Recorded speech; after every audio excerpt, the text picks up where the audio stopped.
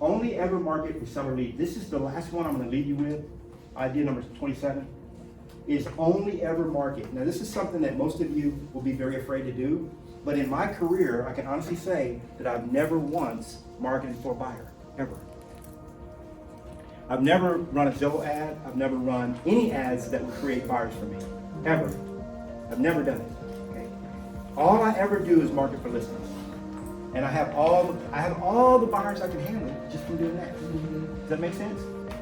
So this is a hard one for some people, but when you change the way you think to sellers, to listings, you don't have to do this. You can do 50-50, whatever. I did 100%. And then I had buyer agents on the team to handle all the buyers. Let me ask you this.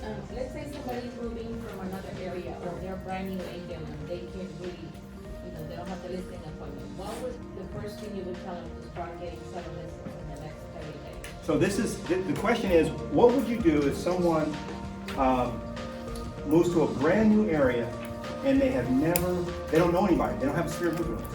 Okay? So what happened to me, when I was 33, I'm 49 now, I'll be 50 soon. When I was 33 years old, I moved to Harlingen, Texas. Anybody ever been to Harlingen? Oh my gosh. Mm-hmm. And I moved to Harlingen to hide. Because I was in the music business, I was making $150,000 a month in that business. $150,000 a month. Our sales went down 70% due to the MP3, digital. And my mentors at the time, my coaches and mentors, all told me, Knolly, you gotta get ready for this. But I didn't pay it. I was like, man, that's not gonna do anything for our business. Just like a lot of you guys would say, man, I don't need to do video. That's what I said. I said, I stuck head in the sand. Right? Y'all notice the hat doesn't come off? That's what we're already used It rarely comes off. It's got super glue in it. Yeah. So I moved to Harlingen because I had to lick my wounds. I had just had a collapsed business, and I didn't know anybody. Now my wife was from there, and her family was there. They weren't trying to buy a house. They rent. They rent. I'm like, I'm not doing rent. Okay, Harlington's economy is really bad. It's still bad. It's been the same thing. Nobody really has a lot of money. It's bad. You want to know how bad it was? They called me the king of the 39.9. What's that mean?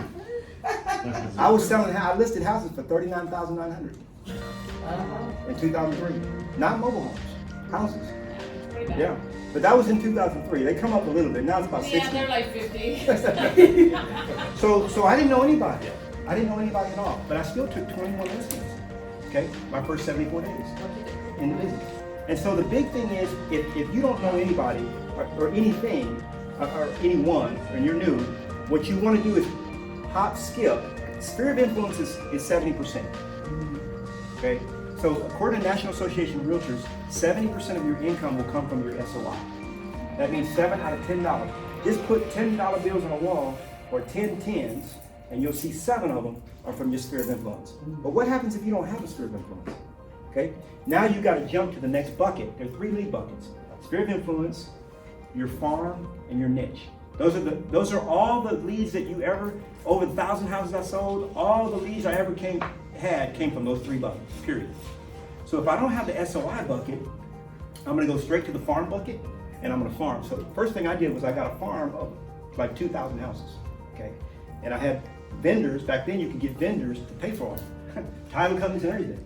That was before RESPA, or sometime when RESPA. So, but now you still can, but you have to use other trades, like handyman, people like that. So I went straight to the niche and to the farm. So those of you have to niche to get rich.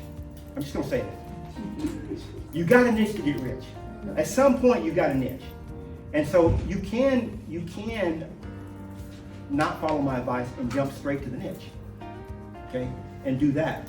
But if you have so for that person, they're gonna have to go straight to specificity. And all they're doing is saying, you know what?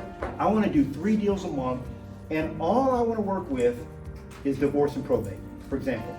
And that's all they're gonna do. They're gonna spend their 2 hours a day visiting attorneys. And they're gonna get about 10 of them under their wing in each area. They're gonna have 20 attorneys, and they're gonna wine and dine them.